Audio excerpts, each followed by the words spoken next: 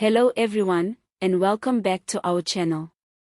Today we're diving into a controversial story that's making waves in South African political circles, a private trip to Israel by 9 members of parliament, and the growing backlash it sparked from the African National Congress. The ANC's study group on international relations and cooperation has come out guns blazing, expressing serious concerns over a recent visit to Israel by MPs from the Democratic Alliance, Patriotic Alliance, and African Christian Democratic Party. According to the ANC, these parliamentarians undertook what they are calling a one-sided fact-finding mission, and now the ruling party is demanding answers. At the center of the controversy is the question of whether these MPs had any formal mandate from Parliament to undertake such a politically sensitive trip. ANC MP Supra Mahumapelo, who chairs the International Relations Study Group, is leading the charge. He says the group plans to formally request National Assembly Speaker Thoko Didiza to summon the 9 MPs and demand an explanation. Mahumapelo didn't mince his words.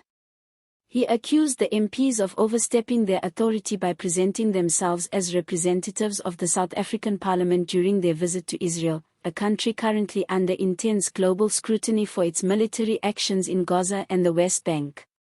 He went further, accusing Israel of committing what he called a genocide against the people of Palestine. According to Mahumapelo, anyone is free to travel anywhere in the world, but the problem arises when individuals project their personal missions as official parliamentary business. This raises a number of critical questions: who funded the trip? Were any diplomatic protocols followed? And what exactly was the purpose of this visit, especially given South Africa's official stance on the Israeli-Palestinian conflict? South Africa has long been an outspoken critic of Israel's occupation of Palestinian territories.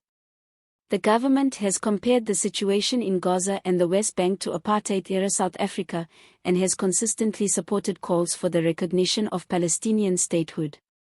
In fact, just last year, South Africa recalled its ambassador to Israel and downgraded its diplomatic mission, citing the continued violation of Palestinian rights. So for 9 South African MPs to make an unsanctioned trip to Israel, and possibly engage with Israeli officials or institutions, is not just a diplomatic faux pas. It's a political bombshell. The ANC sees this move as undermining South Africa's foreign policy and as a dangerous precedent where opposition MPs act outside the framework of parliamentary oversight. Adding to the tension is the fact that this visit took place during one of the most violent periods in the Israel-Palestine conflict in recent history. With thousands of Palestinians killed in Israeli airstrikes and ground operations in Gaza, the timing of the trip raises eyebrows. Critics argue that any visit to Israel without engaging Palestinian voices or understanding the broader human rights context is inherently biased. Meanwhile, the Democratic Alliance and its coalition partners have remained relatively silent on the matter. There has been no official explanation detailing the itinerary, objectives, or outcomes of the trip. This silence has only fueled speculation about the motives behind the visit. What's even more concerning for the ANC is the potential diplomatic fallout. In the eyes of the international community, such trips, if perceived as representing the official stance of the South African Parliament, can confuse or even contradict the country's official foreign policy. It's not just about who went and what they saw, it's also about what message this sends to both Israel and Palestine.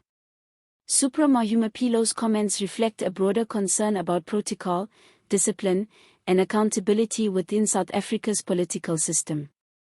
He argued that while freedom of movement is a democratic right, the line is crossed when elected officials exploit their titles to push personal or party agendas without parliamentary consent. In a parliament where party loyalty often clashes with national interest, this incident shines a light on the growing tension between the ANC and the opposition parties.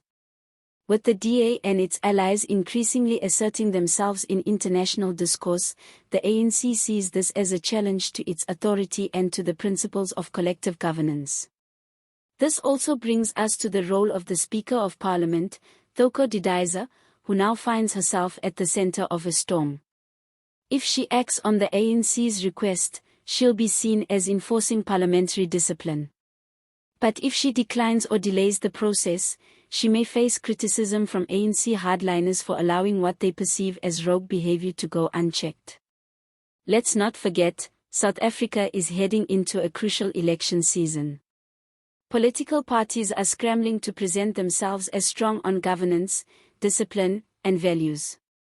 A scandal like this, involving unauthorized foreign visits and potential breaches of protocol, can quickly become campaign material, especially if there's any hint of external funding or lobbying involved. For viewers who may not be fully familiar with South Africa's position on the Israel-Palestine issue, here's a brief context. South Africa has been one of the most vocal supporters of the Palestinian cause on the African continent. The ANC, in particular, has drawn historical parallels between the Palestinian struggle and South Africa's own liberation from apartheid. The solidarity between the ANC and Palestine goes back decades, and it forms the backbone of the country's current foreign policy posture. So any action by MPs that appears to contradict that stance, even if done in a personal capacity, is bound to raise red flags, especially within ANC ranks. That's why Mahumapelo and his team are pushing hard for accountability. Now the big question is, what happens next? Will the Speaker summon the MPs? Will we get a full report on the purpose and funding of the trip? And more importantly, will this incident deepen the growing rift between the ruling party and the opposition? We'll be keeping a close eye on all developments and bringing you updates as this story unfolds. In the meantime, we'd love to hear your thoughts. Do you think the MPs were wrong to visit Israel without a parliamentary mandate? Should there be consequences? Or do they have a right to travel and conduct independent research? Let us know what you think in the comments below. And if you enjoyed this video, don't forget to like, subscribe, and hit that notification bell so you never miss an update on South African politics and global affairs. Thanks for watching, and see you next time.